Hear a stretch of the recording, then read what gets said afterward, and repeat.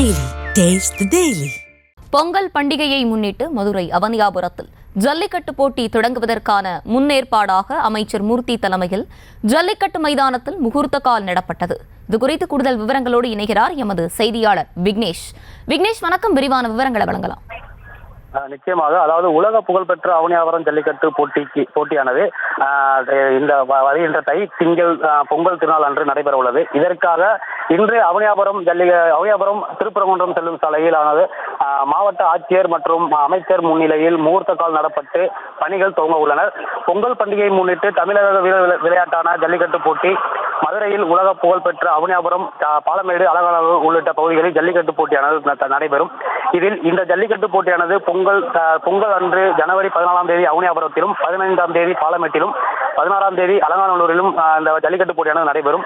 இதில் அவனியாபுரம் ஜல்லிக்கட்டு போட்டி நடத்த பணிகள் மேற்கொள்வதற்காக மதுரை மாநகராட்சி சார்பில் சுமார் 54,26,000 ரூபாய் ஒப்பந்த புள்ளியானது அறிவிக்கப்பட்டுள்ளது. இதில் அவனியாபுரம் ஜல்லிக்கட்டு போட்டி நடத்துவதற்கு இன்று அமைச்சர் மூர்த்தி, மாவட்ட ஆட்சியர்கள், மேயர், மாநகராட்சி ஆணையாளர், மாவட்ட காவல் கண்காணிப்பாளர் உள்ளிட்டோர் தலைமை முன்னிலையில் முகூர்த்த கால் நடப்பட்டு பணிகளானது தொடங்கப்பட உள்ளது.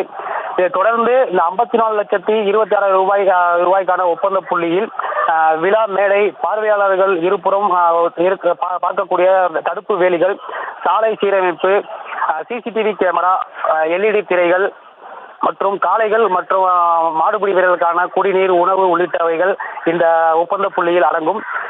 இதைத் தொடர்ந்து இன்னும் ஜல்லிக்கட்டு போட்டிக்கு 12 நாட்களே உள்ள நிலையில் உலக புகழ்பெற்ற அவனியாபுரம் ஜல்லிக்கட்டு போட்டிக்கான பணிகள் துவங்குவதற்காக இன்று அமைச்சர் மற்றும் மாவட்ட ஆட்சியர், மாநகராட்சி மேயர், மாநகராட்சி ஆணையர் தலைமையில் அவனியாபுரம் வாடிவாசல் அமையும் இடத்தில் முகூர்த்த காலானது நடைபெற்றது.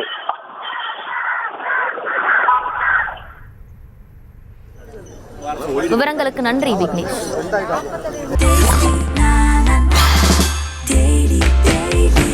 Taste Daily. Taste the Daily.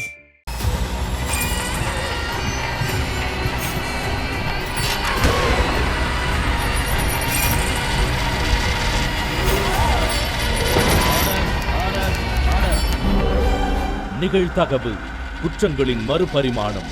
நாள்தோறும் இரவு 10 மணிக்கு இணைந்திருங்கள் நமது நியூஸ் தமிழ் தொலைக்காட்சியோடு.